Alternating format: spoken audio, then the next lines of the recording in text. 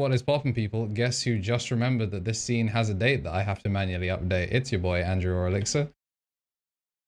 And other things also. Hi, I'm Tom. It's good to be back. Happy Sunday, guys. We haven't been a Sunday night show in a couple weeks now. Faker is the undisputed GOAT of all time. Okay, 5-time world champion. This is not about Digimon anymore. We're a League of Legends podcast now. 5. You guys know what that means? Andrew's an esports journalist. Yeah, true. I did. 5 for Faker. You have takes on 5 for Faker. You know, I think that it would have been a great weekend for the GOATs if my GOAT MKLeo had clutched up in Rivals of Aether 2, but unfortunately he got third. He got robbed in 2 last hit, last stock game 5s against Floridians, but one of them was a Loxodont player, so I can't even really be that mad. But yeah, if the start of the podcast didn't give it away, today there is no agenda. In fact, we're going over some of our worst takes and kind of just whatever we feel like for an hour, doing a short one. Yeah, Sunday. We used to do it to avoid Digicord and also so we could have time to record Boko, but our slot might be changing again from a Saturday to, I don't know, something else. We'll figure that out when it comes to it. But yeah, thanks for 30 plus episodes of support on the podcast. If you're watching on Twitch, then Twitch Prime is free. If you're watching on YouTube, hit the like button, because I keep forgetting to say that until the very end. Hit the like button, because I think it boosts us in the algorithm so more people can see us. And YouTube's kind of where most of y'all are anyway, so like... Down here, I think. Below yeah, me, probably. Let's see if we can push it to a number. I'm not going to give a number, but let's see if we can push it to a number. We once again did that thing where we go live without warning anybody. But... We'll do that periodically throughout. Yeah, what would this podcast be if we actually had a consistent time slot that we messaged about? We'll figure it out eventually. It's not called flawless execution for game. Yeah, actually true. There are no bombos here. We advertise pretty clearly what we're all about around here. Yeah, pretty much, if it's the podcast, expect nothing. If it is a regional stream, then you can expect only the highest quality regional broadcast featuring 3 of the finest minds in UK Digimon. I think it went pretty well. Yeah, we crushed that. I'm not going to hold you. Listen, I almost sad I didn't watch it. That's all I'll say, because it would have been cool as a spectator. I think we were funny. Yeah, I think we did a great job. I've only listened to a little bit of like some of the stuff that you guys did whilst I was out driving, because yeah, I was out being a real person. That's my theory test, by the way. Very amazing. W for Andrew reading road signs. Now he can start reading Digimon cards. Yeah, in theory, I will not run over a child, but in practice, KnTElixar. Yes, sir. He can finally play collision decks. Exactly. Big ups my Trailmon. I'll know exactly what's a tram legal passage for me in the UK. But yeah, we're just vibing today. There was no agenda. We are going to be casting a regional next weekend, which is why we were like, we should really do a podcast this weekend, because otherwise, for the podcast fans, it would have been 3 weeks and no podcast. But yeah, it's a bummer. It's crazy that some people just like, they're like, I need to hear more idiots talking. I can't get enough of those 3 fucking guys. Mm-hmm. Yeah, if I don't hear somebody on Spotify right now, I'll die. And I get it. Yeah. You know, fellas, I'm not embarrassed in this. I've started... Not that I don't also then go back and pay attention to it more fully, but I've made my case known. I'm a big fan of the Uncommon Energy podcast with Chip Ritchie and his old GG. Shout out to the Pokemon TCG scene.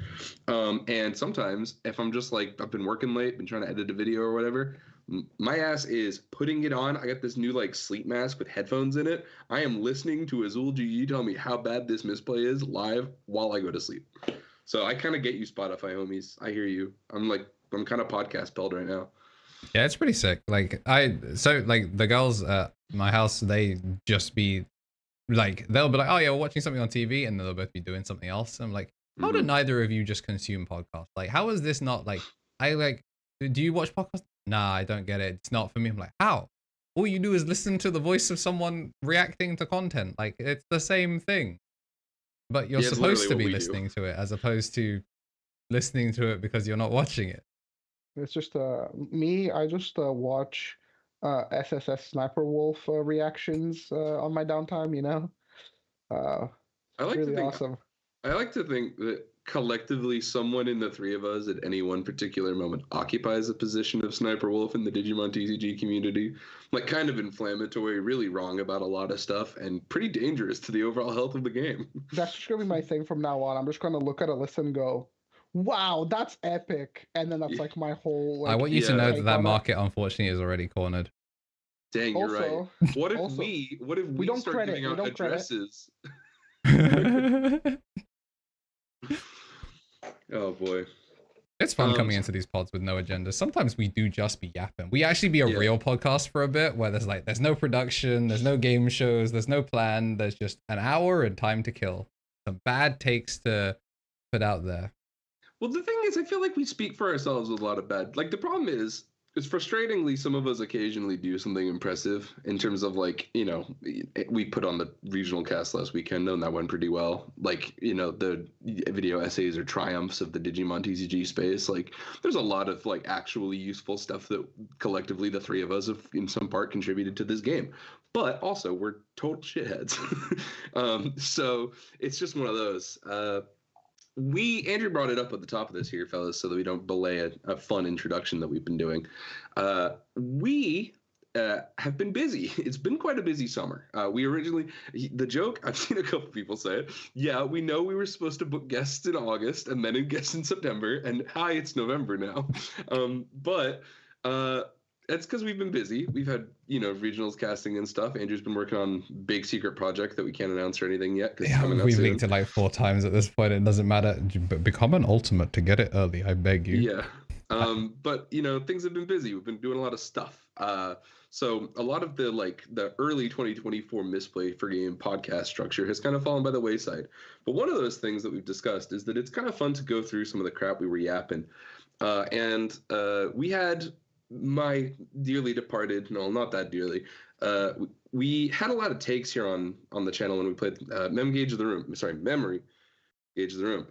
And the thing about MemGauge is it was kind of like intentionally built to be inflammatory, and like, you know, every now and then, like I have actually gotten people who I've spoken to at UK regionals been like, bro, what the heck were you guys talking? It's like, no, like it's a game. But Marcio made a really good point recently when we were discussing like programming for the rest of the year. It's like, wouldn't it be neat to go through some of the stuff we talked about on MemGauge, maybe any of the kind of things we brought up, or even have like a side-by-side to see if our opinions have changed on something. I don't think these guys have gone back and watched their answers on MemGauge for previous prompts. I technically watch them when I edit the videos and I go, damn, we were spitting. Yeah.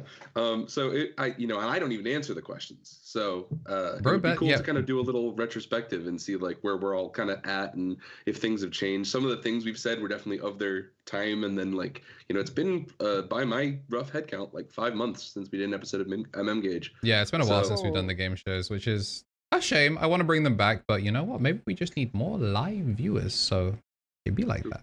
My thing with like the Misplay, the Memory Gauge Room takes is that like so many times it was just like, damn, this is like a really good like discussion that we could have, but I have 1 minute and I have to trick you into thinking that what I'm saying is either true or false.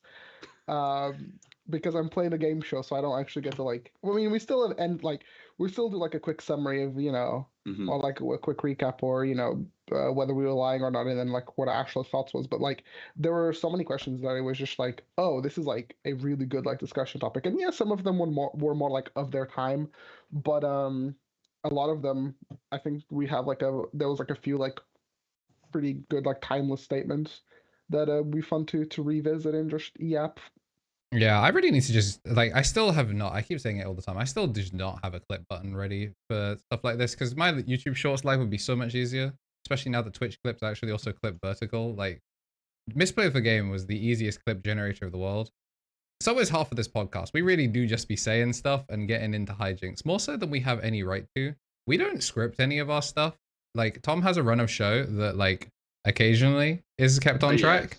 Sometimes I'll let you guys know what's going on. Yeah, but like, we don't script any of our segments. Some of them we just run into pure gold, like Saf getting DDoSed during his regional run. That was just live. Pure camera. comedy. We've since switched to Skype, by the way, because of how bad that got. Yeah, it was the purple cards of all time that was the final straw. It was just like that. I'm tired of this. We're getting on Skype. So yeah, let me know how the audio is, by the way, because when I was listening back to it, I think the audio was a little bit quieter because I can't like manually just adjust them like I could on Discord on Skype, or at least I figured out how to. But hopefully everyone should be kind of even this time, as opposed to me being kind of like a third louder than everyone else. But yeah, it seems like it's fine. Do we want to go over the first misplay for game? You know, the mem gauge Yeah, the room. the first misplay mem gauge retroactive review. That's not the acronym we'll go Yeah. with. Do you but have like the topics. episode it's from as well? Because I'd love to. I'd love to like kind of have it. I'm so sorry to do this to you. I have them in order of the when we used them, not by episode number, because I batched everything in my notepad as like episode 1, episode 2, so I could do like themes. So I could tell you guys like you answered this 3 weeks ago. I should have written down the episode number. I mean, to be fair, like based on the order we use them, you would logically assume that that would allow us to kind of go through roughly where they are. The first mem gauge episode for both your convenience and the viewing audience who haven't gone back and watched any of the old stuff. We used to joke about like you could binge misplay for game for like, you know, a day, but we're close to 2 or 3 days now. So if you guys just want to listen to 3 of us talk constantly for a weekend, you could. It reminds me of like Trump reviews where like he goes back, this card, you know, like the Warlock quest when he was like 5-star, and then it's like, actually, you know, it wasn't good. This card was not good at all. Or like there was like, I can't think of a single Hearthstone card off the top of my head. So my example, you know, just kind of falls flat. Yeah, but Trump HS is the GOAT. Yeah, you know, really important that I said HS at the end there, given the context Trump of is everything. the GOAT, guys. Don't forget that if you live in the U.S., please God, go vote if you're American. Oh my God, please. When we have the Discord set up, we'll do a little. I don't even know why I'm so invested in these general elections. I think it's because like post-Trump, right? Like ever since like 2016 onwards. U.S. general elections, it's just like a sitcom at this point. It's like, how do I describe it?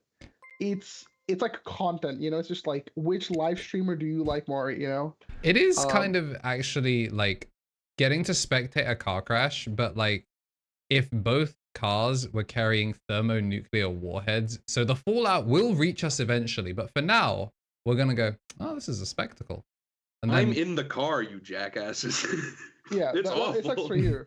It's just the worst. Yeah, Tom is the cameraman. That's just like. Let's not get too political. You know, this is a Digimon podcast. We can't get political. Yeah. So, any updates on which streaming platforms we think that the 7 Demon Lords are on?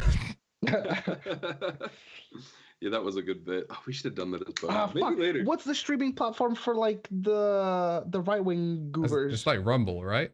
Yeah, no, Rumble. no. There's like a. Like a content... I do know what you're talking about. Truth Social or whatever it's called. It's Oh, this only comes up in like for me in like Turkey Tom videos. I don't remember what the name of. I know what you're talking about. It's like a paid one, right? Yeah. Oh. You guys remember when we talked about this on MemGauge?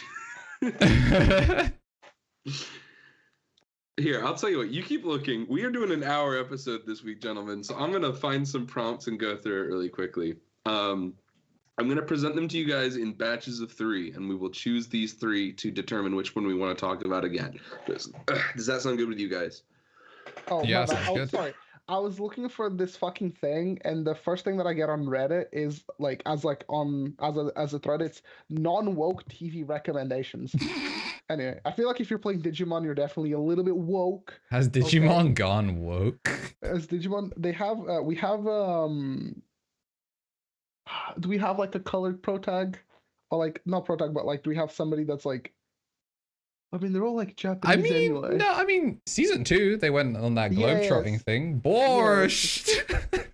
Yes. Henry and Susie avoid the trope of like East Asian characters drawn as Caucasian like soft boys. Yeah, true. Oh, that is true. That helps a little bit. Zenjiro as well, right? But like sometimes that's you also mean my man like, Jeremy? Isn't he like a farmer bumpkin too? My man is that guy's. Jeremy. Sorry, Jeremy. My bad. I'm card game filled. Yeah, actually, we don't. Willis American representation. Yeah, true. Yeah, true. Dang, I should have built that deck because rep in the country. Yeah, we do have Black Waves Greymon. I'm gonna put 3 prompts. We're gonna go through them roughly in the order they were presented on the show. But we're gonna decide of the prompts which ones are the more interesting to talk about today. That doesn't necessarily mean we'll never come back to them and review them. If you guys are like, oh my god, this was my favorite, and Andrew said something so bad it made me want to die. Review. But it just means that we're feeling it today. So, prompts as we are going to explore them. Wait, this one's out of order. We'll come back to that. sorry, immediately my notes are wrong. When assessing and the first of the three we're going to maybe discuss is when assessing and ranking the best decks in the game, I value longevity and consistency over a peak performance. So that's the first one. The second one is there are too many Greymons in the Digimon TCG. Do we want to go to? Do we not want to go to like one at a time? Like we're gonna choose like which one we want to go through first. Oh, okay, sure. I'm gonna give you guys like 3 or so. So the first one is when assessing and ranking the best decks in the game, I value longevity and consistency over a peak performance. The second one is there are too many Greymons in the Digimon TCG. And the third one is community-built decks like Rookie Rush, Setcon, Magazoo are the most interesting kind of deck in the game. So those were the first 3 ones, and arguably maybe the most farming ones we made. These were the 3 banger ones.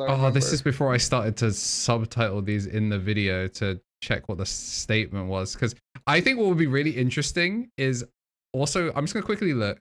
Okay, so Greymon was our first one. Yeah. Then the community decks was the second one. We're off to a fucking banger start, and then after that, I think statement 3 was colors, and then 4 would. This was when I was writing limericks. So it was like all the colors are equivalently powerful with the exception of white, which is missing support. And then there was from control to combo, mid-range to aggro, each playstyle, and the blah blah blah is whatever. So I want to start with I think the Greymon one is easy because we have Tom who can actually like, he talk doesn't about have Greymon to, at length. Yeah, he doesn't have to be a moderator. I'm Europe's last vanguard of Greymon enjoyers. It's so funny because like that is arguably not true. Someone topped on Black or Gray. Sorry, I want to be clear. There are Greymon players. They do like Greymon is like if you like go to NA and you look at like NA results, people are like, dude, it's so cool that War Greymon's back. But you go on like French Digimon Twitter or Spanish Digimon Twitter. Oh shit, we should have started with this. Shoutouts to the Digimon SP like Valencia guys. I don't know if you two have seen this. Bad news if you guys don't like keep up with the world events going on right now. There's been a terrible flood in Valencia in Spain. It's been a real bummer. A lot of people have gone missing and been lost and stuff. Very quickly, there's a fundraiser for it from some SP community folks. So check it out. The Spanish, he was like a former Spanish national champ in Yu-Gi-Oh. He won with like I think it was like with Virtual World, if that means anything to anyone. He is no longer with us, so that's unfortunate. Yeah, it's been terrible. They basically got like a year of rainfall in like a matter of hours. It's super dangerous. The planet is functioning as intended. Yeah, so I wanted to highlight because I know there were a good bunch of folks from the Spanish community and the Digimon TCG SP folks hanging out. I think it was like Digital Rulers were running like a shifting live stream. I think as of the time of our recording and this live viewing, their fundraiser is over. But if you check out Twitter, you'll be able to find info. Sorry, the X, the Everything app. You'll be able to find all the content you want to do there. Support where you can. Best wishes to the people who are ever there because it's a bummer. But yeah, I brought up Spanish, the Spanish scene, because bro, they hate Greymon. They hate that dude. Really? Yeah, they hate him. Every time a Greymon card gets editing, they're like, ugh, no, get him out. And Dios mío, no más Greymon. I don't know. So I think this is a complicated question though. Like the way I wrote it was intentionally inflammatory because it was a mem gauge question. It was that there are too many Greymons in the Digimon TCG, which, like, broadly speaking, just is true. Like there are probably in the same way that there are too many Pikachus in Pokemon, there are too many. Yes, of course. It's interesting because we've kind of shifted away from Greymon being good.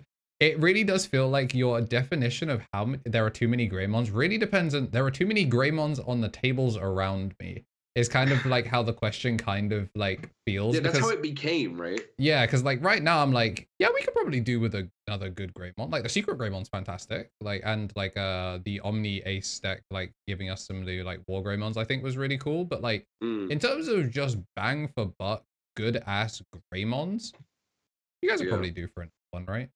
So the way that I look at it is that like, while the traditional stack like Agumon into War Greymon or Black Greymon of some variety has like sort of fallen out of popularity a little bit. Like there's still people that will push the deck, right? Because like the deck does have its like intricacies and like the way that it can approach matchups is like, at the end of the day, it's a toolbox deck when you really think about it. But like Greymon, you have what? You have the Blue Flare Greymon stuff, so that's like Metal Greymon. You have the Omnimon stuff. Obviously obviously the I lost my train of thought because I read a Twitch chat question.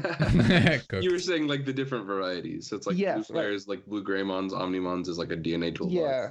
Obviously, and then like the Blue Flare stuff that's getting more support, and then like actually, Dinomon is not a Greymon deck, and like I look at it, those cards, I'm like, you're like a Greymon deck in disguise, like you're like reverse Greymon.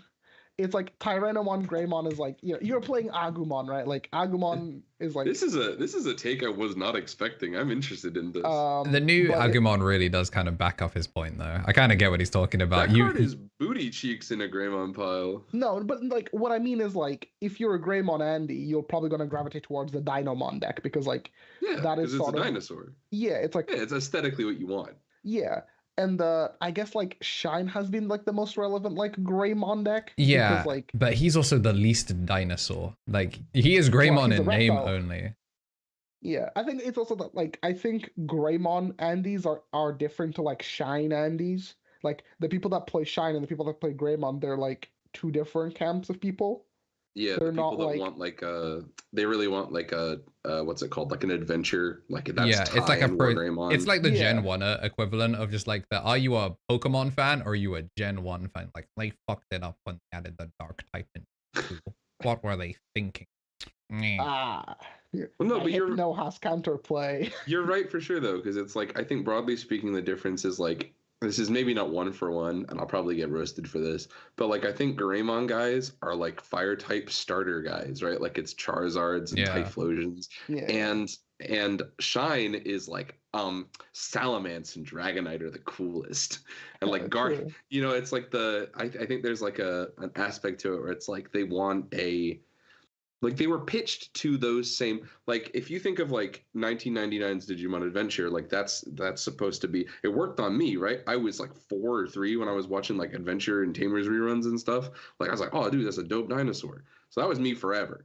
But like for the kids 5 years younger than me, they then made Marcus. So it was like they were supposed to continue that line. So it's like a later appearance of that aesthetic. I think all of the like Agumon, Greymon, and then like Rise does still feel very metal-esque. I think it's kind of Gen 5 versus Gen 1 Pokemon kind of vibes, where they're like, it's a great comparison. hey, yeah, like no original Pokemon that you recognize. It's all new stuff, full reimagining. It's a new 151 basically, rebooting, very similar design ideas. Like, y'all hate Trubbish, but Muck is right there.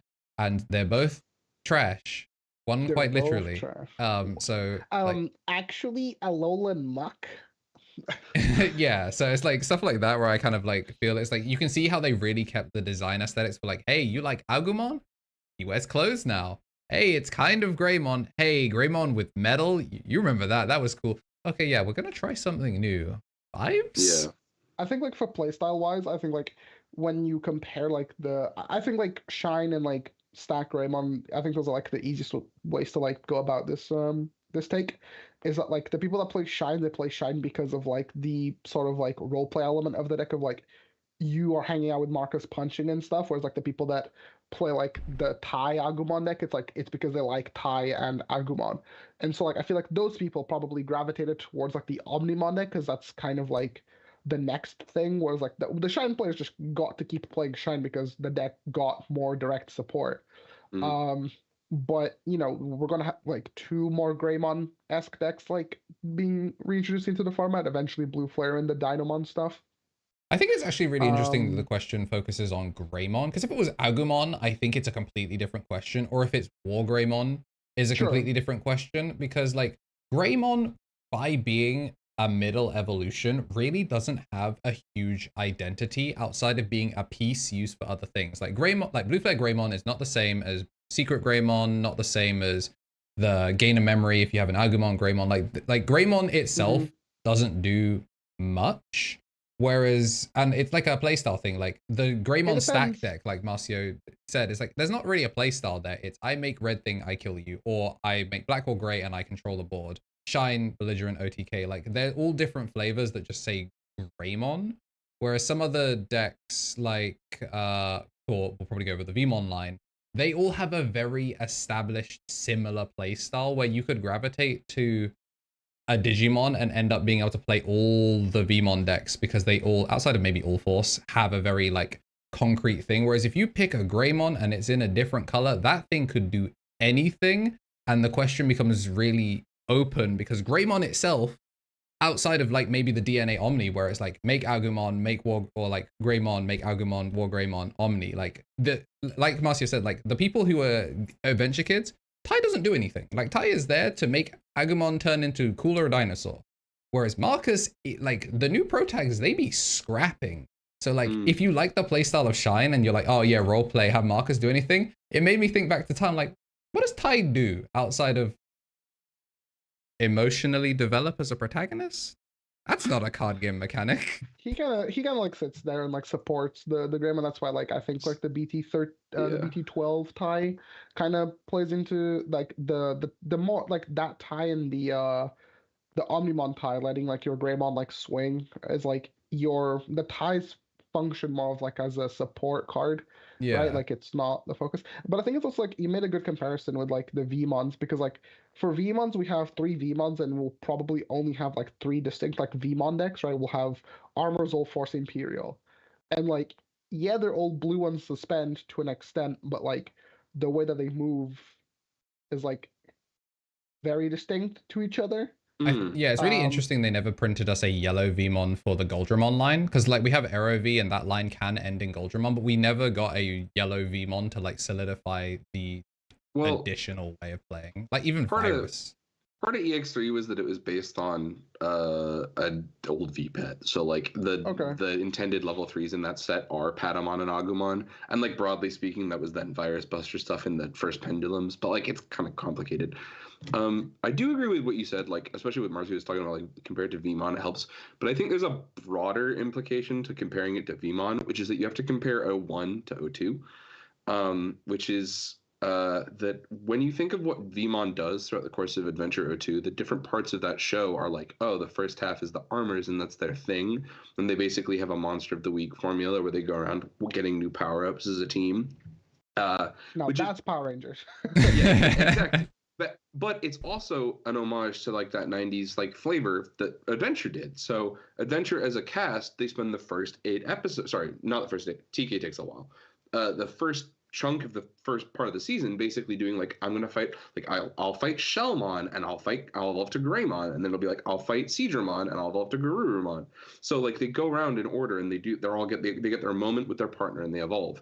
And that's the thing for 01. So every Greymon in every archetype, and they have maintained this consistent, like the one thing that ties all Greymon cards together is that they are all insanely good Digivolution like stack lines. Maybe not like make stack it's uninteractive unbeatable. Some of them are like Marcus evolves the Agumons and like he does that while he's fighting, or like the Blue Flare stuff is like you want these Greymons in your sources. Like the Greymon archetypes are inherently like, even down to the original ST1 Greymon is like, how good is it? Like, think, you know, we talked about like Terriermon gets value as an archetype because he is a mem blocker. Brother, Greymon is the generic sec attack inherit.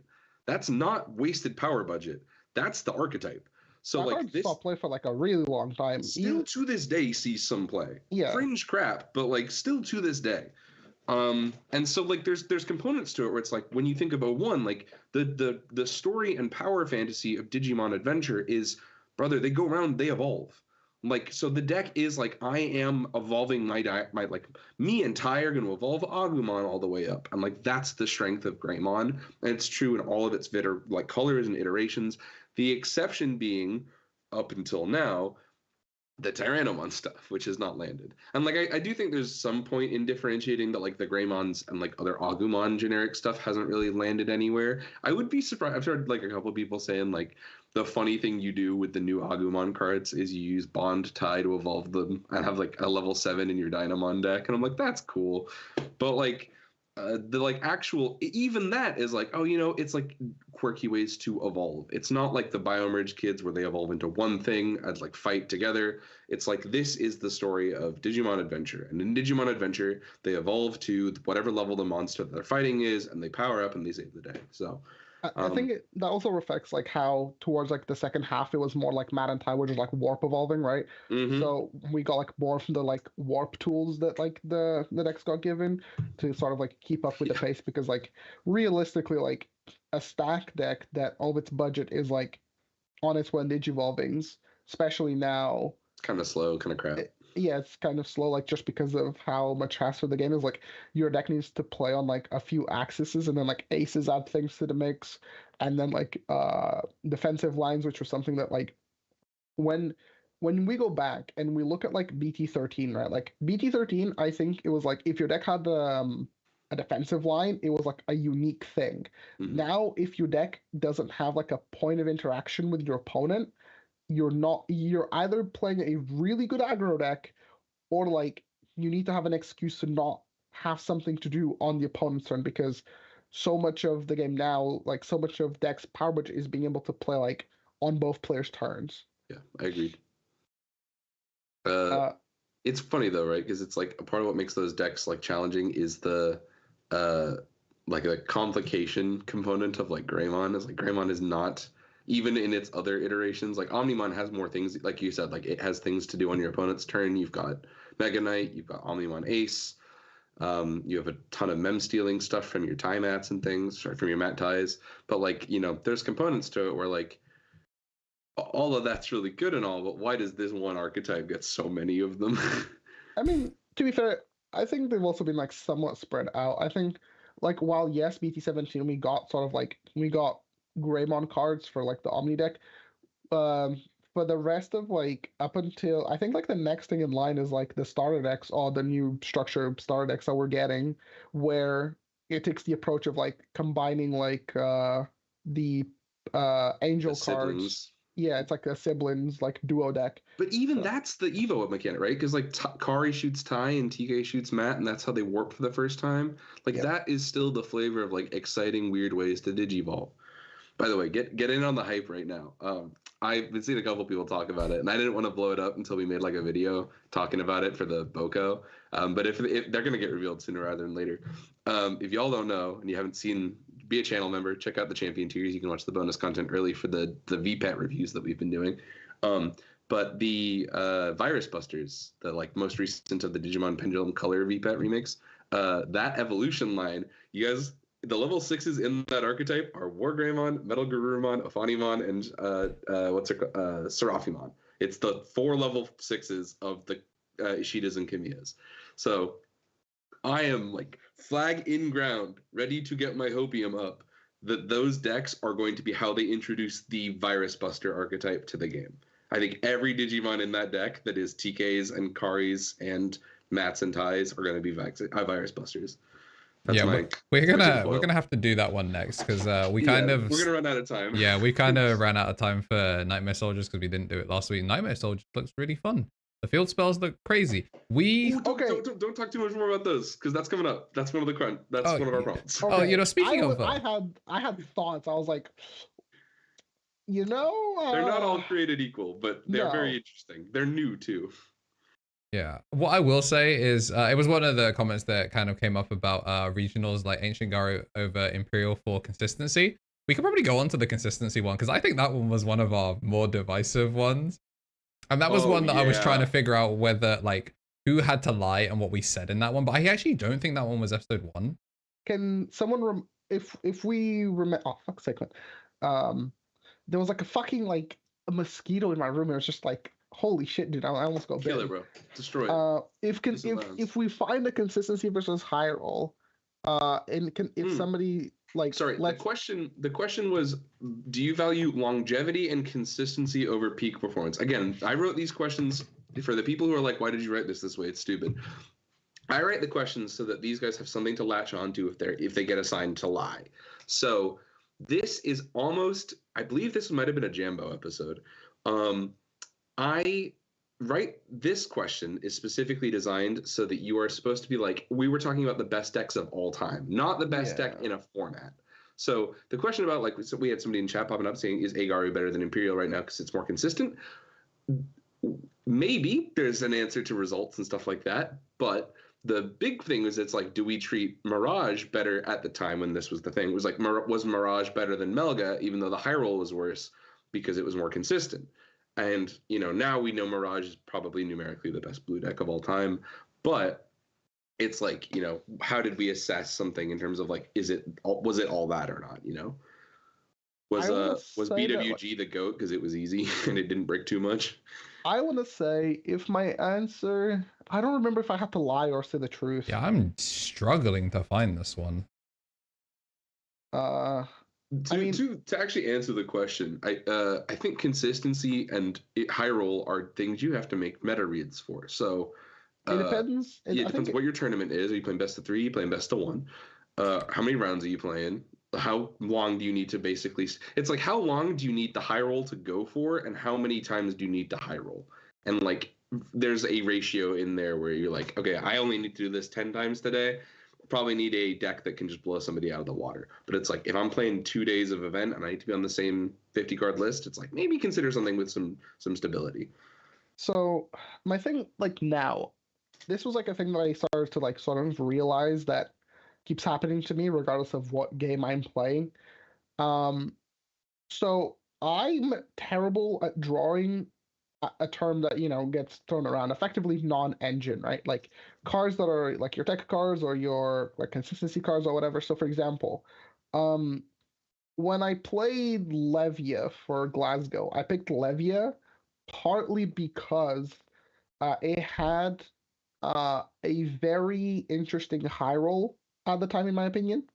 But the deck was pretty consistent in terms of like how it approached its matchups. So the deck didn't feel that volatile. I would really say that like Levia had high roll. I think the deck is like pretty consistent. I could have built it maybe a little bit differently. I feel like nowadays you would probably shift towards that Levia Lilith kind of style that we saw from Maybe. that won the event. Like, because if you can't draw engine pieces, you just take the engine pieces out and just simply draw. There's no, like, the way you play now, there's no searching. There's just like, this boost finds 4 things, or I draw. Yeah. So like you had a Lady Devi for 1, broken. Yeah. My thing was like, so what I mean by like non-engine was that like throughout the day, I was struggling to have like delay cards in my opener. I just could not, in the best of 1, for some reason, I could just, like, my hands were like 5 Digimon, and then like I would also go first, which was like terrible for Levia. And so like, in my head, the deck was like super consistent because I was playing 7 delays. I had a lot of like draw trash, like in archetype, and also I had like really powerful security. So like I could get built out. I had comeback. I had the ability to like filter through my deck. I had many different like game modes that I could play. Like I could, if I draw into the Anubis, I could play towards the Anubis. Like if I have like a Biting Crush and the Biting Crush is like matchup winning, I set that up. Or like if I'm playing against a matchup where like their security is like on average pretty low, I could always go for something like the 6-check combo. So that's initially like why I picked the deck. But what kept happening was that like even though I was winning games, I was winning on like very small margins where it was like I was just about stabilizing and getting into a good position thanks to the deck's like overall power.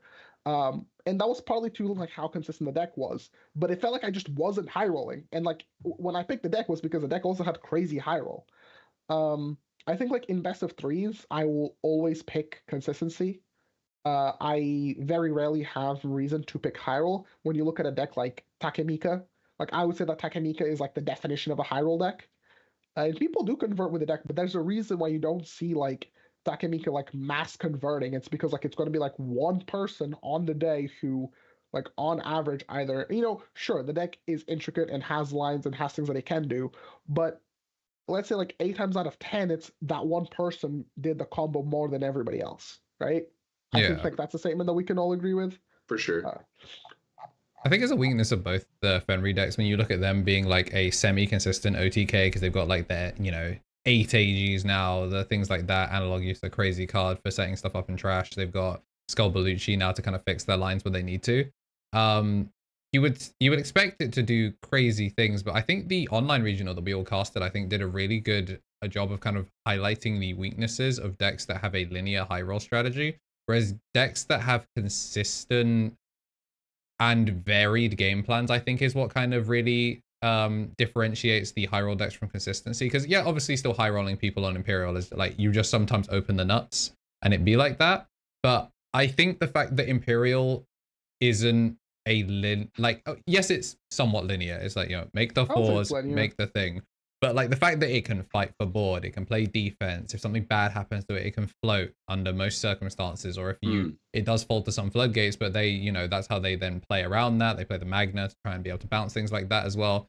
I think the fact that Imperial's high roll is just they kill you without having to play defense, but they're a deck that also can very, very comfortably fight for board. Makes it different to something like Takemikazuchi, where the high roll ends the game, and if they don't high roll you, it's like their defense isn't brilliant. I think that's kind of what differentiates a lot of these like high roll decks. They take away 2 of their own security. They're cooked. Yeah, like even like BT9, like OTK high rolls, like yeah, for like kill you, you won the game. Yeah, like outside of like a blocker that was bigger than a level 5, one of I have to be specific all of them. Melga, when doing its line, could bounce you during, which allowed it to be incredibly obnoxious. And if it didn't kill you, it then was a blocker that then bounced you at the start of its next turn. So you like, even if you didn't kill them, you put them on the back foot so hard. Whereas something like Grandis, if they didn't give you something to play on board with, it was kind of harder to kind of like do the thing. So whilst they were all kind of linear high roll decks, the better of them was the one that could fight for board in a situation where it didn't draw the line and kill you into the sun. I mean, I can talk extensively about like how I perceived like that metagame, and like the important thing is like the 3 OTK decks. I very much agree with Andrew that like they have like backup game plans, because like with different bug with the Grandis, because you had the ability to suspend Pierce and you're also applying like the bug Ice Wall, I mean that like if you had to like go first and play for board, you were still then like your defensive line was like taxing the opponent if they like became suspended, and like you also just then you had 1 stack out, and more often than not you had the Mimi, so then you just build up your second stack, so then you're like telling the opponent either you clear this and do something, or I will have 2 stacks out. And like with Alpha, they just kind of like, in the same way as Melga, they just kind of like broke your board apart. And if they didn't kill you, they had like Oriumon as like an indestructible blocker. They had BT9 Alpha as just like the Digivolve. Yeah, I was gonna say, they had Retail for their bigger, like Bordermon couldn't fight through it. Yeah, they had like Retail blocker with Reboot. And like, you know, those were much more like tame defensive lines. Like a Reboot blocker back then is not the same as it is now, but it was still something, you know, it was still something. I wanna go back really quick, because while it's funny you guys bring up BT9 in this. I think there are components to a statement Andrew made there, which was that the decks that have linear gameplay patterns are more prone to being high roll or bust, right? Yeah. And really? And I think that's how Andrew put it. And I think there's an addendum to that, which is really important, which is that if you look at the ones that are converting, that is true with the exception of control decks.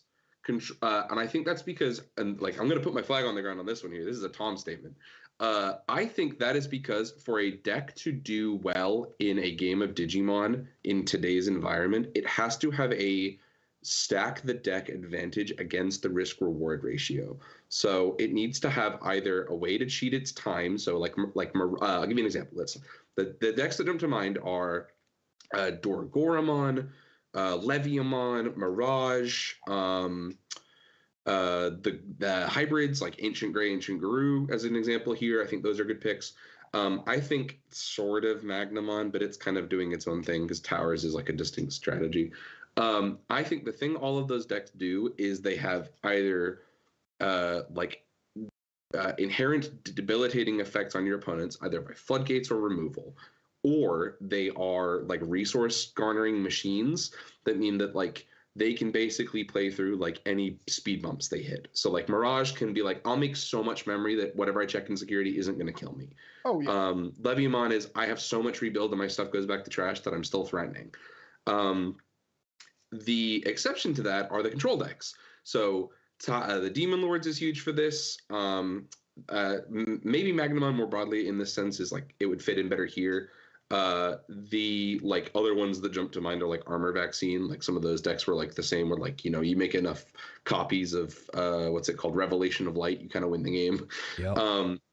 Those decks don't fear the risk reward ratio in the same way because they circumvent it somehow. They burn 5 with Oguromon.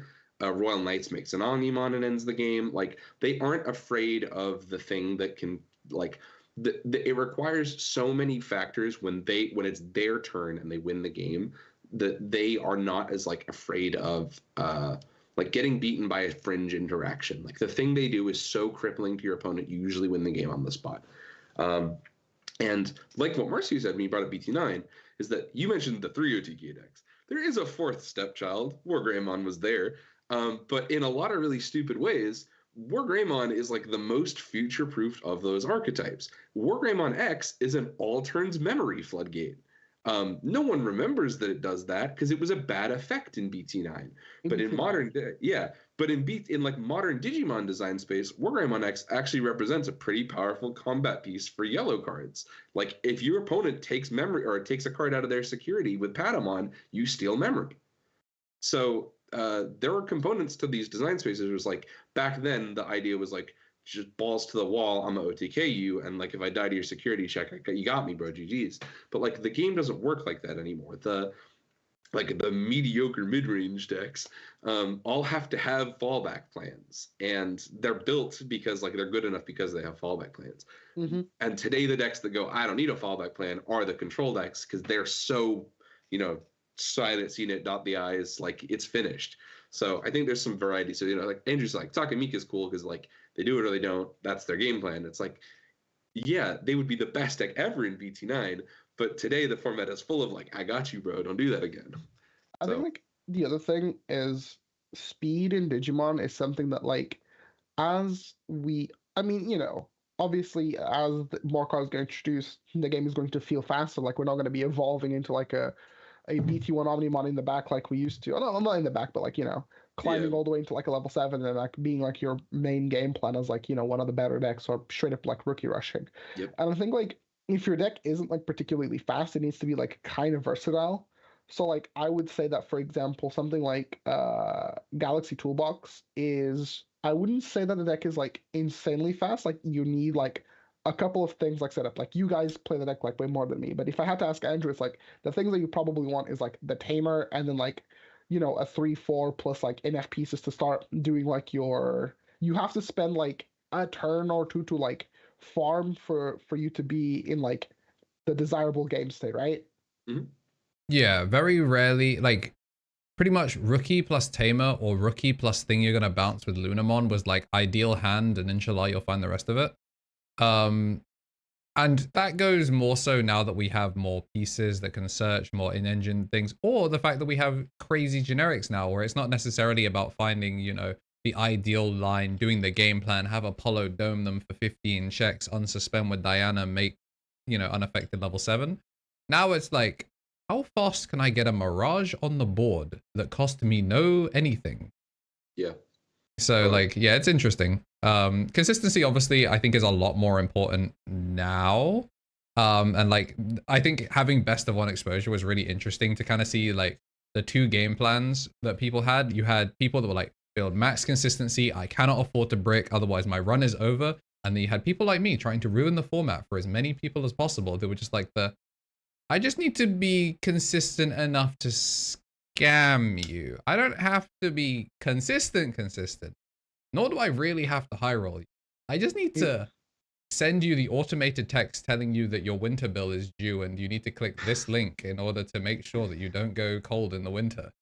Yeah. I want to make one last case on this like idea of like is a deck's viability because it has like flexibility, or like is high roll all that matters. And one thing we said this forever ago, and we brought it up. We brought up lists on the show. We talked about results for this thing, and the deck that like it's not like a meta leak.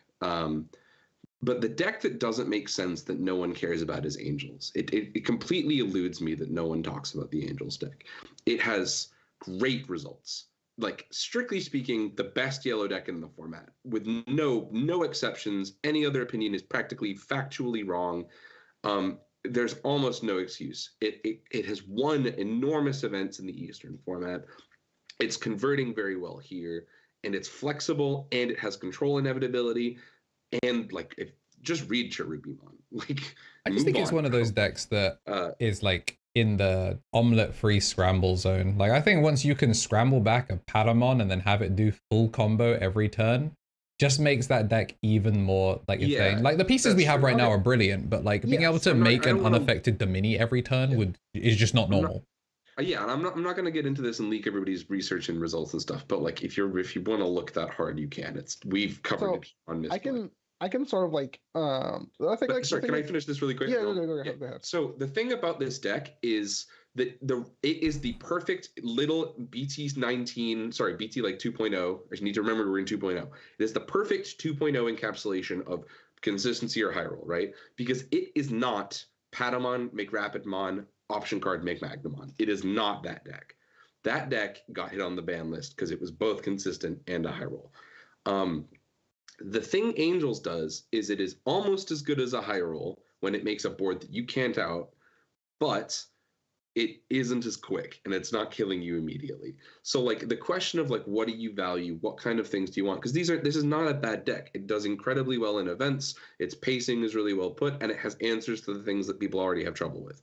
The only difference is it's just a thing that we were like, oh, the hype doesn't, you don't build hype selling you a consistent shell. People did not buy, unless you're me and Andrew, people did not buy Lightfang Nightclaw cards in EX5, they bought Anubis cards.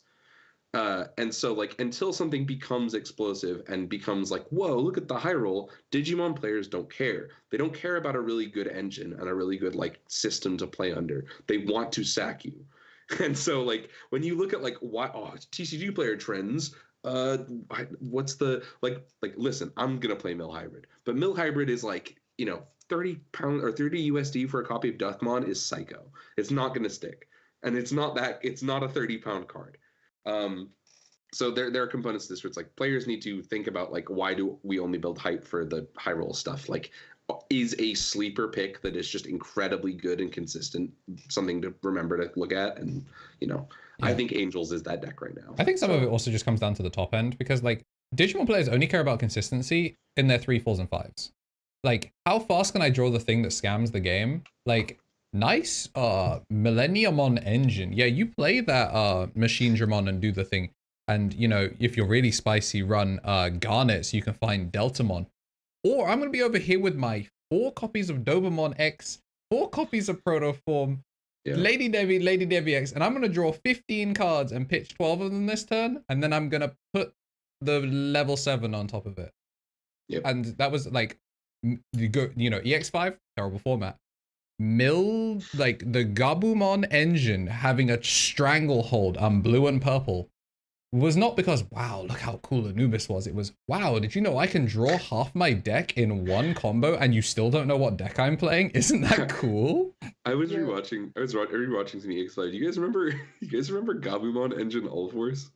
Yep. Yeah. That was so miserable. It's one of the least exciting decks I've ever seen. Dude, I played into the Bill Star and I was like, okay, it's Gabumon. I think I can play in this promote, hit a fly bullet and go, oh yeah, that's how this works now, doesn't it?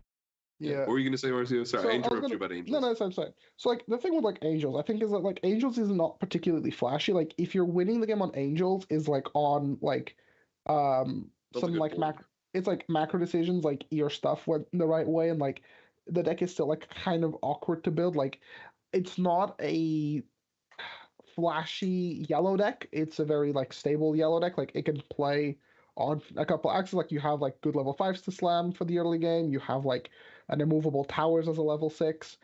For the most part, like your matchups should be like pretty decent across the board, but like the game doesn't win on like a, oh, this is like the line of play that I'm going to do that like wins the game. It's like, oh, it just like one for ones Mounting with, advantage, right? yeah, it was advantage is like one for ones with the opponent until like you you one for one the opponent until like they don't really have an answer for you anymore, right? Yeah, the Because only like times you feel you get high rolled are when like Domini play Magna Angemon make Domini play Magna Angemon happens more than once. And then you go, okay, I just lost the game on the spot. of Like, course. but You guys aren't playing viruses. The high roll they do to you is they put your Black War Greymon away. okay, yeah, but that's not a high roll. that is being That's just like outplayed Ooh, I at love they Tama Flip. printed this card. Yeah, that is a So- getting outplayed at Tama Flip. But like the only thing that feels like flashy is like the, hey, look at this. Yeah, like when they do the like the mini like delivery where it's just like, and now like fear not my child, like I will go like 4 bodies white in like 1 turn. Obviously that feels insane, but like Yeah. I think it's also kind of awkward to build a deck right now just because like it's you know, you don't have the TKs, which are like the most important cards. So it's like, do I still build for something like Emissary? And then it's like, okay, now which TK am I going to use? Because like obviously you have the Emissary, that's like just a great card, but then you also have like the Dual Tamer, that's also like not a bad card. And so like then it's like, okay, do I play like a carry package, or do I go for like maybe like a vaccine bottom end with like the rapid mons, and then like you use that as like your point to get to your domini, but you're still not like, you need to have like an incredibly good like defensive line against some stuff, but some decks like just don't really care. Like Fenrir doesn't really care. They're just gonna like neg you for 16, right? And so like that's like an issue. And something like Lord Knight, which is like, you know, Lord Knight is now the best abuser of the purple dogs of like draw and trash and play out a body, It's evolve, the play out a most body. interesting abuser. You said best meta manipulator. I don't think the deck is the best. You know, I'm saying what the people want to hear, right? It's like yeah. We're making clips. I hear you, brother. they boot up an East video, because like, you know, East doing the fucking Lord's work, just like gathering people, and people are just, I think what it is, Japan just figured out that like Gobbly X is like incredibly like overpowered. Super broken. Yeah. Like Gobbly X Protoform is like insane 3-card combo. Yeah. It's just so unfair, and it represents a level 6. And I think Japan just got to that now. They were like, damn, we need something for this Lord Knight card. What if we play like these cards, right? Meanwhile, we've been doing that since like it's so funny too, because they're like, I hate Lord Knight losing to Blue Flame, man. This sucks. They have so many tamer cards. I know Crocodile. Yeah, and then like the decks start like blending together more and more, because like, oh, I'm playing Lord Knight, but like, what if I play like some Levias, and I'm playing some Levias, what if I play like this, and then like, I'm playing this, might as well play that, and like Protoform is like a super normal card that should not exist in purple. Did you see the I don't know if either of you guys have watched the Eagles Nest stuff? They had their inaugural like start of format win a case. Lucamon topped. The meta strat is you Protoform under a larva mode, it turns into Lucamon X. What the fuck? I don't. Yeah. Evil interactions. But I think so. I think no matter what, people are always going to play like, there's like pet deckers. That's like obviously like a main thing when regardless of, you know, high roll consistency. Pet deckers. I mean, like our testing circle has like 3 of them. You have like people that are like don't really play anything below like tier 1. Like these people might have never watched an episode of Digimon in their life, but like tier 1, like it's like it was Patamon's my new best friend from like, February to June. yeah, it's like, oh, I used to be like really cool with this like Numemon guy, and now I'm gonna play like Agaru. I might play Lord Knight next set, like, and that's completely fine. So it's like not everyone is going to pick a deck based off of high roll consistency or like longevity. Sometimes people just will bounce towards like whatever. And I think like I'm also guilty of this, because like, if you know me, I tend Evil Marcio.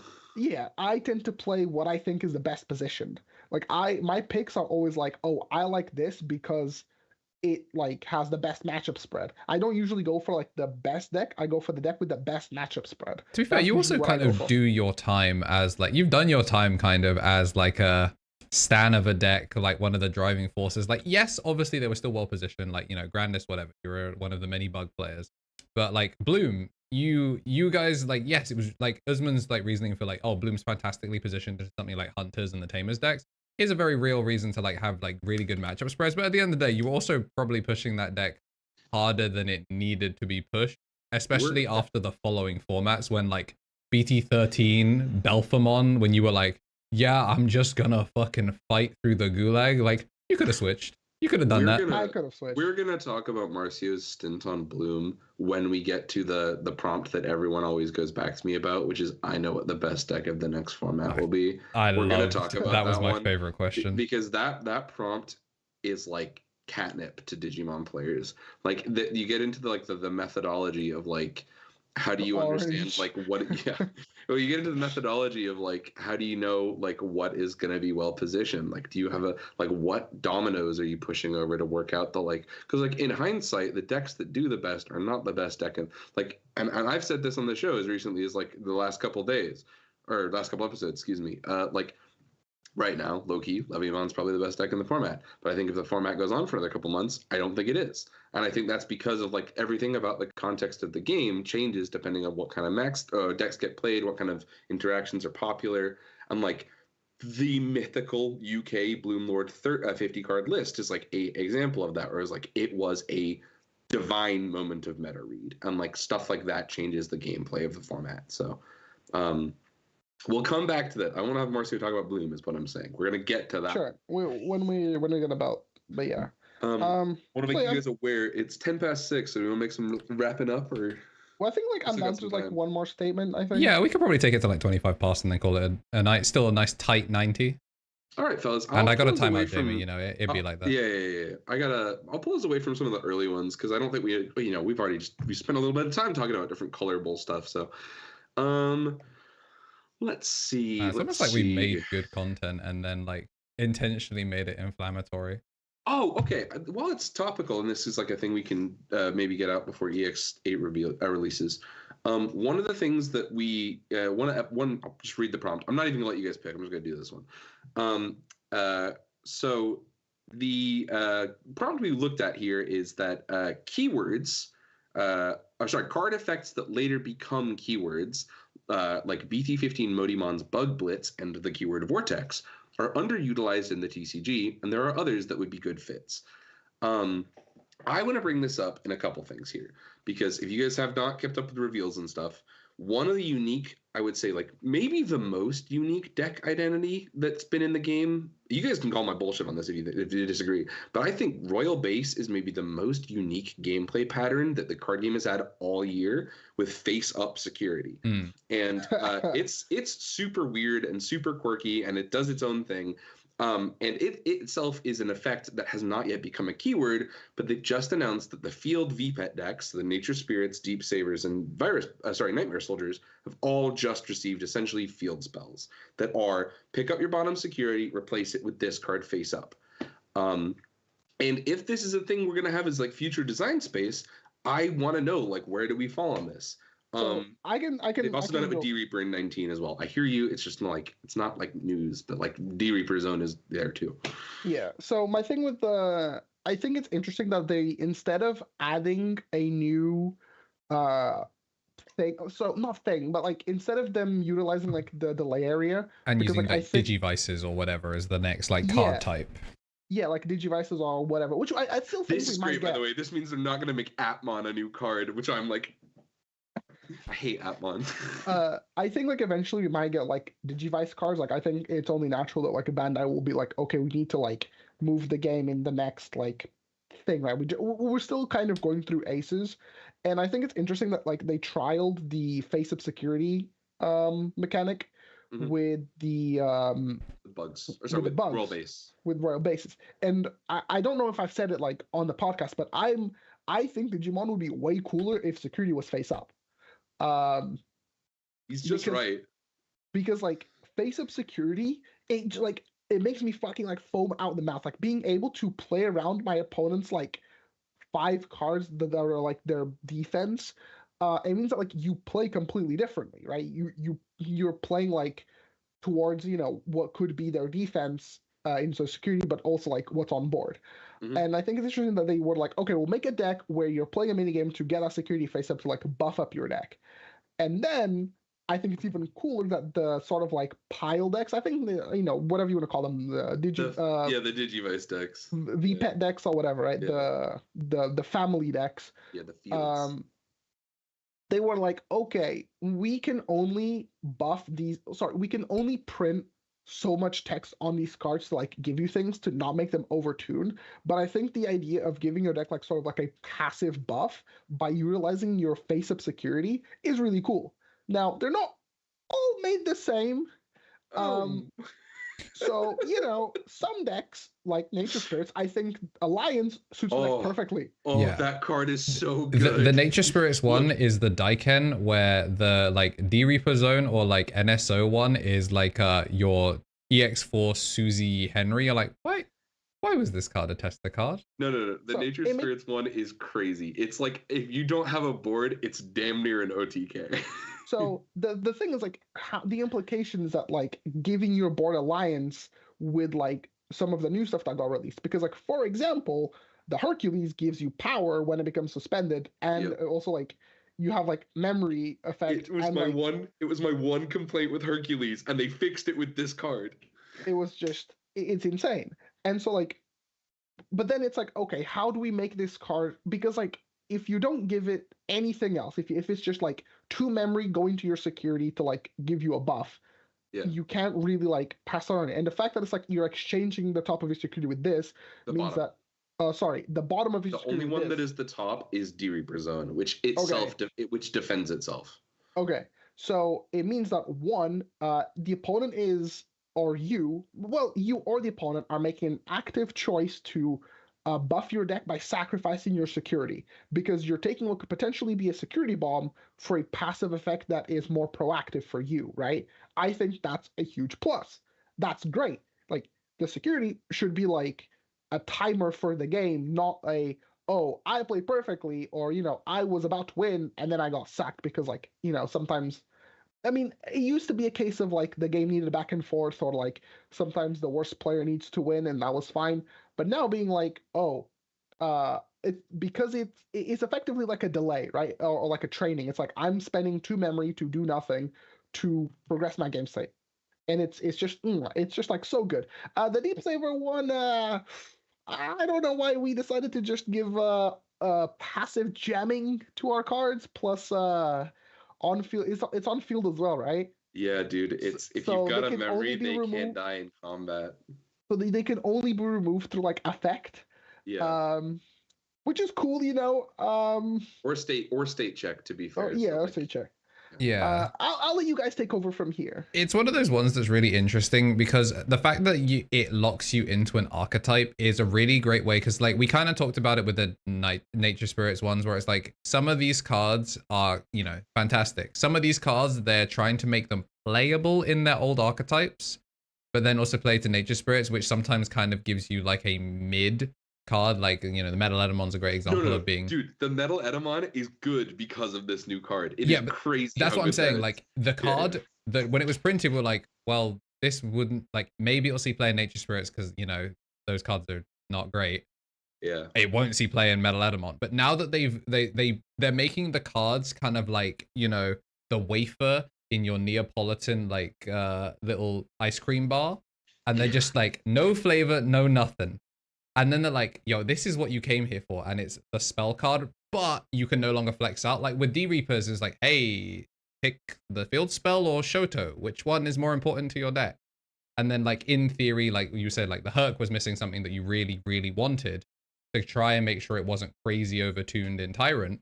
But then they patch up the thing that it's missing by putting the field spell in. I think is a really interesting way of building design spaces where you're not going to end up on as many generic pieces. They can really push archetypes without just accidentally making, hey, the boss monster for this archetype is also giga broken and is like just in everything. Like you're not going to make a Leviamon like, yeah, when they play a thing by effect, you do a thing. Yeah, look at this cool gameplay loop. He's in every purple deck accidentally just to be safe. And they've also like demonstrated that they're willing to be like different amounts of severe and strict with this. Like D-Reaper Zone is, I think like as good as the actual Deep Savers option card is, I still think technically speaking, the effect of D-Reaper Zone is stronger. But because of that, they gave it a restriction, which is that you can't run Shoto. Mm. So like net power budget, it's probably maybe a side grade at best. I don't necessarily think it will see a dramatic amount of success yet. It would be a card that'd be crazy if we had side decking. Oh, for sure. Oh, Yeah, like deeply broken. You Deeply take broken. you take your 4 Shotos, your 4 Yeah. field spells, and then see what they flip first egg, and then game 2. Whoop. Yeah, literally impossible to lose to anything that can't make enough DP. Like it's super crazy. And so they've like established that they're willing to like explore like the power budget implications of some of these cards. So like, you know, the Deep Savers one is amazing. I'm just not gonna, there's nothing else to say. It's very. Do you think we'll eventually get generic ones? Like I hope not. So it's complicated. I hope I not. actually don't think these ones are specific enough. I have legit worry that like an archetype that's like good top end good stuff will eventually just be like, I may as well play level 6s that are nature spirits. I want Alliance. So you think like and it's for example, access to security, which is like crazy. You basically have one less security card that's an unknown. So, for example, for the Deep Savers, right, because that's a blue deck, you could realistically play like a Galaxy toolbox that uses like the blue cards and the red cards to like ramp up to like your To a Deep Saver, yeah. Into like your Deep Savers, right? Yep. And as long as you have one memory, that condition is like Lightfang Nightclaw is a great example for it, where like that deck is good at manipulating the memory to keep you above 1.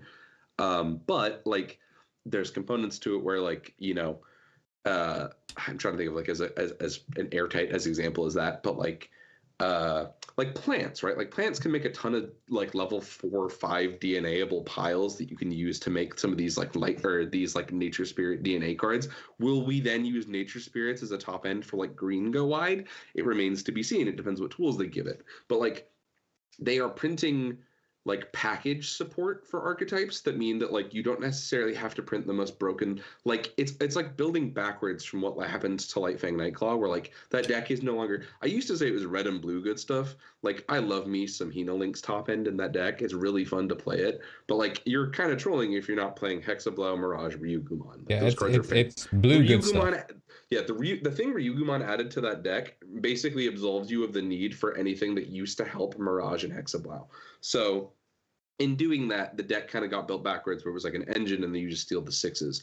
Now the 6s come with a building requirement of like, if you want what's he called? If you want Eldradimon to be as strong as he possibly can be, you might actually need to play this option card. And then like they're crap in multiples. Like you really don't want to see more than one of this card. So it's like the deck building restrictions are interesting because it's like, where does this go? How do you interact with this in like multiple ways? Like, is this a brick over the course of multiple turns in a game? I was thinking it's kind of cool. It's really interesting as well. It's really interesting as well that Nature's Nightmare Soldiers one is kind of the middest one because it's the worst one.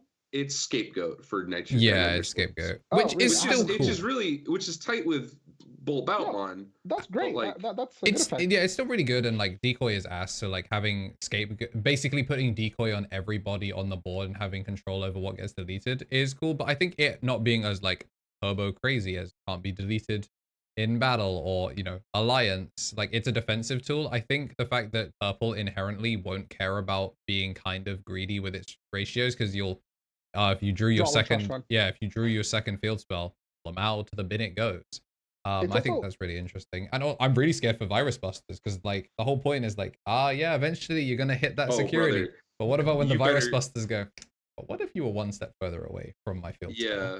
There are, I mean, like Marcy said, like in terms of like how generic some of these things get, I think there could be like, this is the moment where like these, I was writing my notes down on these cards before because I thought we might do like a set review for EX8 when it was coming out, but I'll just spoil my one thought on this, which is that these are the cards that they came up with the pencil rule boxes for. So everything that counts as having Angel or counts as having Dinosaur are cards that their power budgets would allow them to print Dinosaur World, the card, or like Ancient Digital World. So because they've been expanding this, like this is the thematic we want to approach. We want to let Dorbicmon steal Triceramon, you know what I mean, or like Monochromon. because it's been given these things, it's like, oh, this is where you were going with it. So if they do eventually leave the field decks, it would be interesting to see like how they explore it. But like, I don't, to answer your question, Marcy, I don't think they're going to make a yellow one. I don't think it'll be like your Digimon get TK BT1 effect on turn 1. Yeah, I think it'll be something they do, like, because they haven't gone back and they done still like want tamers to be good. Yeah, they haven't done like a global errata like they did with plants. Where like, hey, we meant to say a bunch of these things were plants, are bad. I don't think they're gonna go back and retroactively like go, all of these cards are technically part of this VPET. Like they're gonna make it so like if you wanna use the new field spells, you can't abuse like old cards that should quite rightly be tagged, but they're not. And they're just gonna allow you to keep giving you unsalted crisps in the form of new cards that play with old support, and then the more stuff you put in, then the more value you get out of the field spells, which I think is a really interesting way of looking at the game. Especially now that delay options are starting to not be as like we're getting more tamer hate. We're actually getting we're actually getting delay hate now as well. So putting the new uninteractable thing. Really funny. I hope that Justimon is like the only deck that gets to interact with the Lucemon does it already. Yeah. Lucemon did it first. Yeah, BT18 Lucemon does it. Yeah. That was the whole thing. It's the fallen the roleplay option. The option card. Yeah, the roleplay option popped the delay. Yeah, by digivolving the Lucemon into one from trash with cost -3, trash an option card in the battle area. Okay, that's fine. Yeah, so Lucemon could do it first. It was the first instance of it, and then Justimon's like, but what if I did it a lot? Yeah, Justimon does it more. It's interesting too, though, because it's like one of the components to, like I mentioned with D-Reaper Zone, like I think they have a really great lever for this, where they can be like, how much toolbox do you get? It's like, well, if they want it to be as strong as D-Reaper Zone, they just have to say you can't have anything on the field that isn't tagged D-Reaper, and they solve that problem. So it's a really easy valve to open and close in terms of like power budget, but how they add it and where they go forward with it from here is cool. I've seen somebody in chat say it is technically a 2 memory recover 1. That is true. It's low key one of the best parts of those cards. It's really obnoxious. I immediately started testing some EX8 like crap with it earlier, just like on my phone. Oh my god. It's really obnoxious in nature spirits. I don't know. It's cool. I'm a big fan of. The other thing is, it's like we said this before. It's like I'm glad it's not a new zone. I'm glad that we're not playing with another thing, and there are minimal interaction points for bottom of security interaction. Like right it is now. Right now, yes. So that it means that they can explore it further. Dynasmon can do it, but usually only to yourself. But Galamon and Beelzemon and Ogudamon all trash from the top. So it's a cool way of like establishing a lingering advantage to a board that does not power creep tamers, but also means that it's distinct from whatever else you'd be building. D-Reaper Zone BT19 card for some pops in the chat. So we'll be. Is it in 2.0 or is it 2.5? It's 2.5 because it's a tamers card. Okay, yeah. So security opponent's turn. When an opponent's Digimon attacks, all of your Digimon and tamers with the D-Reaper trait for each one in your mother's Digivolution cards, the attacking Digimon get -1 KDP for the turn. Main, if you have no face-up security cards, by trashing top card of security card, place this card as the face-up as your top security card.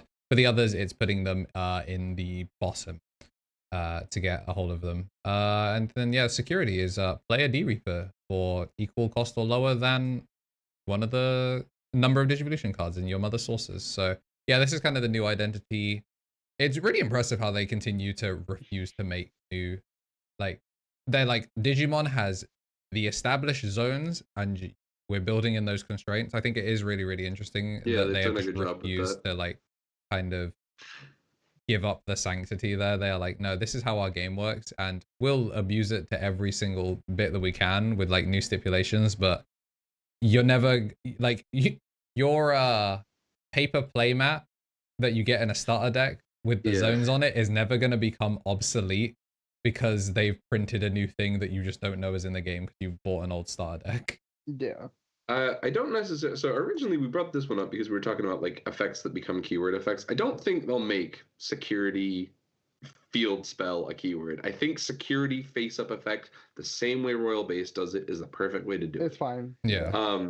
And it just happens to be the hot topic at the moment because people are like, "Oh my God, Deep Saver's option guard! What the frick?" Also, I just want to put this. I hate Vortex. That shit should have stayed as a Motimon keyword. Vortex. I'm so glad they gave more people a reason. Like the Gallantmon discourse is obnoxious, and if you want to go watch the clip where the 30-minute video where Andrew makes me talk about Gallantmon, but the actual like beauty of this thing is that like the existence of Deep Saver stuff is like finally the argument is dead. You must play the one that cannot read the Deep Savers cards so that you can use your when digivolvings and delete things. So sick. Yeah, anyway, thanks very much, fellas, for going over our L's. That was, just to recap for people, and Andrew when he sees this later, that was card effects that later become keywords like BT15 Modimons, Bug Blitz, and Vortex are underutilized in the TCG, and that there are others that would be a good fit for this. Then the next prompt was, there are too many Greymons in the Digimon TCG. And I think that was everything. I think we just power balance. It was a sorry. Consistency. Yes. Let me know if you guys watched any memory Gauge the Room clips and you have some favorites. Go into those YouTube shorts and ping in the comments and be like, "Hey, love this one. Would love to hear you guys talk about this. Maybe we'll do these review ones every now and then. That'd be fun." I still have a ton of memgauge statements. Some of them are so funny. Some of them I wrote before ban list changes came through. I'm a genius. I had a whole thing in here about BT promo Ukamon is balanced. It would have been such good clickbait. Oh, it would have been good clickbait. But yeah, that's how it goes. Yeah. Another good yapping and search. if you were just kind of wondering, if you're like new to the channel, or you're just stumbling across this, or you just watch the gameplay stuff and every so often tune in for the podcast and didn't know that game shows were a thing that were a really big part of like the first 20 episodes, and something that we'll try and really revisit again next year, maybe try and do them once a month, or like that sounds good. It gives us more time. I will say that we do have a full playlist that is all of the Misplay for game shows. We have individual ones for Memory, Gauge the Room, as well as Lethal or Living. So if you're a fan of fighting games and you like things where people, we'll just play the trailer.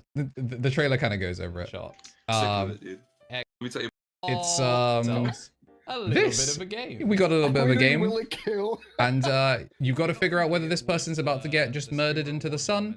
That is another game show that we used to do. That you can submit clips for them by typing !M4G takes for Memory Gauge the Room, M4G clips for Lethal or Living, and you can just send those in. We'll credit you for them as well. And these are game shows that we used to run a lot. We do have a full playlist of both of them, so if you want to go take a look and see what it's like when we try and condense what we just did for an hour and a half into 60 seconds at gunpoint, where one of us has to lie about it. Get to see Memory Gauge the Room, or also if you just want to see people gamble their hard-earned channel point that they could be using to shoot KNT Mini in chat and have him timed out. Lethal Living's a great way to suddenly make a lot of money off of Tom or Marcio betting on themselves. I love betting. Yeah. Meta manipulating. I wake up to meta manipulate. But yeah, if we start to see more of those, once we hit 3K, we'll probably do like a subscription or something. We'll probably do like a celebration one. I've got some more clips for Lethal Living. It's just booking in a guest with them. And yeah, I really love these. These were a massive part of like getting the podcast set up every week. As you can see, it's been 3 months since the last upload for that. We're going to try and do we've been busy. Yeah, we're gonna try and do what we can, but yeah, I love the podcast. Love doing this with you guys. Love all the support that we've been getting, and I love making game show stuff that ruins half of the chat's day. So become a member if you haven't on YouTube. Subscribe on Twitch for free or whatever. Try and get us to 3K so you can then also submit these takes and stuff in a Discord. That's easier than going into a Google form. Yep. Thank you. Do not make me become a Discord moderator, guys. Okay, like I do not want to be. Guys, move the discussion to take it out of general, please. Take it out of general. We have a dedicated Fortnite thread now. I was gonna say like where room on OTK, but that also works. Yeah, I want to say one last thank you to everybody who came out and supported the Misplay for Game takeover for the Raid and Trade Regional last weekend. You might be seeing us again very soon, like Andrew mentioned. We appreciate the heck out of it. It's always nice to see that people aren't just here to watch the like regularly scheduled like upload of like Andrew being like, what in the heck is going on? It's fun that like the other stuff, the projects that he spends all the time on get rewarded too. So we appreciate the heck out of you. The upcoming stream, keep your eyes peeled for announcements for that. And then want to say also thank you to all the shout outs we got. We got some very nice people like retweeting and plugging and things like that. The homie East said shout outs to us in the most recent meta report. So yeah, that's the reason that the round 2 is out now, because I wanted that out for the public before before that video that East put out went live for the public. So you can see Henny attempt to ruin the game for content. Which video was that? East new meta report. He literally says like shout outs to us for holding on the stream. It was tight. Yeah, it big was a fun fan. time. Calls us the UK gang. I kind of go hard on that. Yeah, we are the UK. Let's go. Get us to 3K. See you later. Yeah, get us to 3K. You know, now everyone's favorite part of the podcast, the bit where we stop talking.